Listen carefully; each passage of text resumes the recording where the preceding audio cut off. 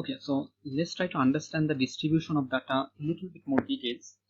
Okay, so you know that the distribution can be uniform distribution, it can be normal distribution, or distribution can be skewed. And skewed distribution is the more practical. Okay, most real world data set actually come in skewed distribution of data. So what does it actually mean? What do they mean? So a normal distribution looks like this. So it has a most of the point is centered around a point, that is the mu. Other point, there is this standard deviation, that is sigma. Okay, so there is a point how much of the data, how much percentage of the data should be within 1 sigma, how much should be within 2 sigma. There is a value. Okay, now this is called a normal distribution. So this is a normal distribution. What is the uniform distribution? Uniform distribution somewhat looks like this. Okay, so say for example from 0 to 6, 1 2 3 4 5 6, 1 2 3 4 5. Say if you six-sided dice,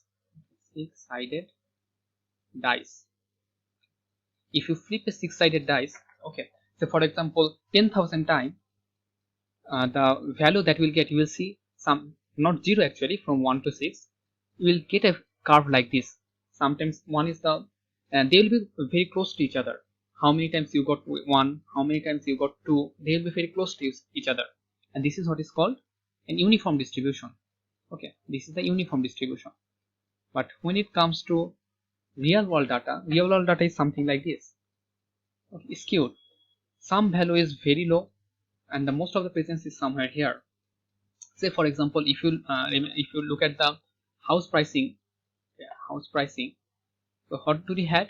We had the room number here, 2 3 4 5, okay, 6. Now imagine when you are actually trying to collect data of house, the number of rooms will be mostly around 2, or say 1 or 2 or 3. Okay, it may be something like this. 3 is the most common. The number of house that we'll get for that has more than 6 rooms will be very low. So the data distribution would look something like this. So this is called a skewed distribution of the data. Okay, now the problem that actually arises is that the presence of outliers in the distribution of the data can shift the characteristics. What are the characteristics? Mu, that is the mean value, sigma, that is the standard deviation, then median of the distribution.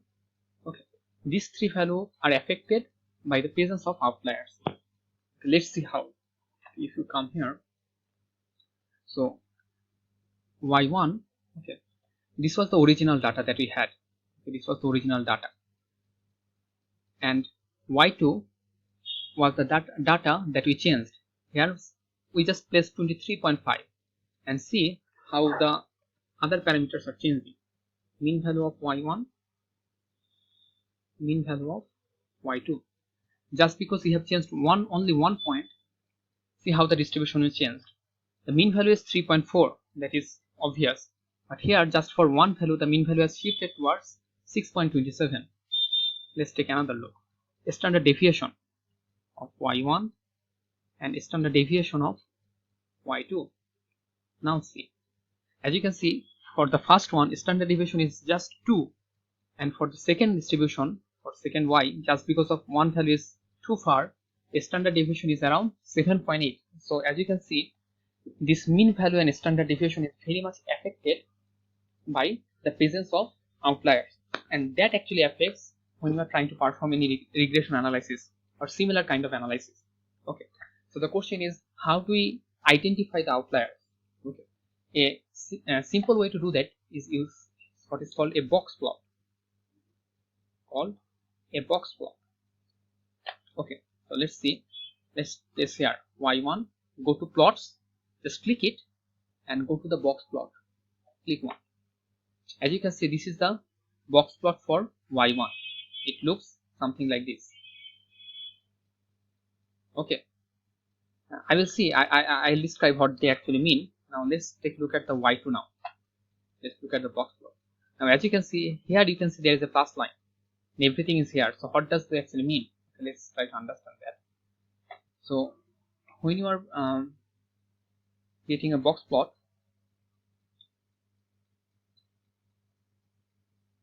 you see there was a box like this. Okay, there was this line something like this, and there was this small line something like this. Okay, right? Okay, then you had some a plus sign here. Okay, or say a plus sign was here, and there was a small line like this. So let's see and try to compare y2 again.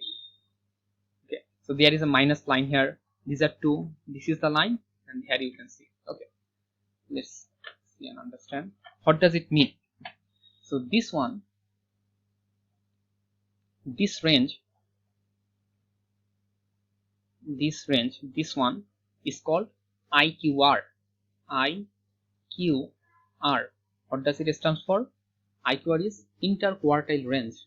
Interquartile range. Okay. In short, it is called IQR, interquartile range. Okay. So these two lines that you are seeing, this line and this line, these are called whiskers. Okay. These are called whiskers. What do they mean? I am going to explain a little bit later. Then this plus sign that you see on the outside, these are the outliers. These are the outliers. These are the outliers. So using a box plot, you can easily visualize whether your plot, whether your data have any outlier or not, has any outlier or not. For example, for y1, when you see the box plot, you can see there is no outlier. There is no plus sign here. This is the median. This is the median value here. This is the this line is the median value. Okay. This is Q3. This is Q1. These are the two whiskers, and you can see there are no outliers. Okay. This one is Q1. This one is Q3, and this is the median distribution. This is the median of the distribution. Okay. Now, okay. Let's try to understand now. Let's try to understand what do they actually mean. What do they actually mean one by one? Now, first, there are different methods to identify the outliers. The first one, the most common, that is called mu plus 3 sigma. That means 3 standard deviation. So anything that falls within this range, the mean value plus minus 3 standard deviation plus minus within plus minus 3 standard deviation, these are not considered outliers. Anything outside that, greater than that, will be considered as an outlier. 2, that is Q3 in the box plus 1.5 IQR, interquartile range.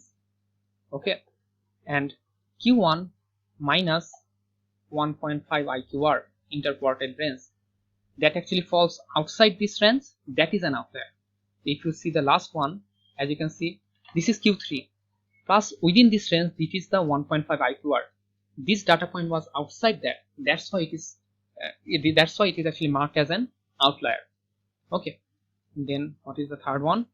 Then there is the third one, that is called the median of the distribution. Okay, plus minus 3 of MAD, median absolute deviation. Okay. So, however, we don't have to go into details. This one is the most useful one. This is also very useful, but this one is not. As you can see, mu value and sigma value both are very much affected by the presence of outlier. So you don't use this normally. You can use these two to identify whether there is an outlier in the data or not. Okay. So how do you actually do that? There is a function in MATLAB that is called isOutlier. Very simple and easy function. And you know, this is before many of the terms, just by pressing is, you can do lots of tasks in MATLAB. So let's see. Let's come here. Live editor, section break. Okay. If I write isOutlier, which one we want to find? Say for example y1. Let's place it again. isOutlier. Where is y2? Let's see. Yeah. Let's run it again. As you can see, when it is doing isOutlier y1, there is no outlier. In the first one, there is no outlier, but in the second one, it is giving you a logical array. The fifth data, that was the fifth data, and it is showing that there is an outlier. Okay. So let's go dive a little bit deeper. So let's write isOutlier y2, comma. As you can see, these are all the methods to identify outlier. Okay, this is optional. So as you can say, mean, median, move mean, move median, quartiles, then GSD, these are alother method. Let's press mean. Now let's see. As you can see, when you press the mean, that means it was using this method. And when you are using this method, as you can see, the outlier is not detected. So using mean, if there is a presence of outlier using mean, you may not be able to find the outlier. So what it is using by default, you can check here, is outlier. Find outliers in the data. Come. Okay, as you can see, by default, an outlier is a value that is more than 3 scale, that is mad. That means this is the default operation by MATLAB given. Okay, so this is the default operation, and using the default operation, the MATLAB was able to identify the presence of outlier. But when you use the mean value, it was unable to do that. Okay, there are other methods like percentile, anything that does not fall within the 95% range of the data, 95% distribution of the data, that can be considered as an outlier. So once you have this outlier, what you can do, you can just remove outlier. Okay, so let's say y3 is equals to y2, but not is outlier y2. So if I do it like this way, as you can see, the outlier is removed. Okay, you know, this is a Boolean masking operation. I believe you should be able to understand this by now. So when you are performing any linear regression or similar kind of task, you have to remember that if there is an outlier, first remove the outlier. You can use any of the method, but these two are the best method. This is the default one. You can also use this one.